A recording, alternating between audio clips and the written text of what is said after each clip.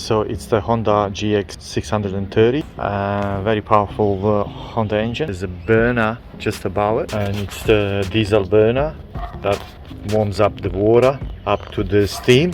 This is the control. See, I can control it all the way up to the steam, hot or warm water. So it's very convenient for me when I'm doing different types of jobs. So as you can see, this machine's got a recycling water system, reusing the same water that you wash with, and that way you can extend the pressure cleaning with the same water for quite a long time if you work in places where there's no water to attach to the machine. This is where I adjust the pressure on my machine. This one here, it's a very important part of the unit. It's the gauge for measuring the pressure that we are going to work with. That's the pump.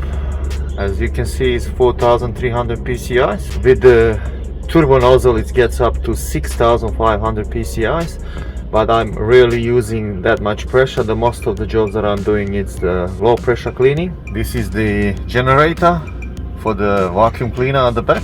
This is the vacuum cleaner at the back. With this one I can suck all the dirty water, recycle it, clean it through the filters, and put it back in a tank, which is about 500 liters water can fit in it. So these are the hose.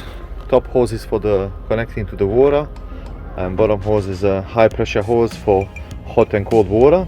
And at the front here we have two tanks. The first tank on the left is for the fuel, petrol fuel for the machine, for the Honda, and the second one is diesel for the burner, for burning diesel to warm up the water.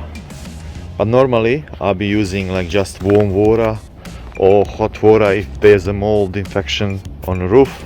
And this is my spinner, industrial grade spinner that I'm using on massive jobs. I'm not using this one on the roofs, definitely. It's a very big spinner. I got other spinners 20 and 15 inch with two handles, but I'm rarely using them for any of the jobs. So this is a quick introduction of the machine, pressure machine that I'm using on all of my jobs.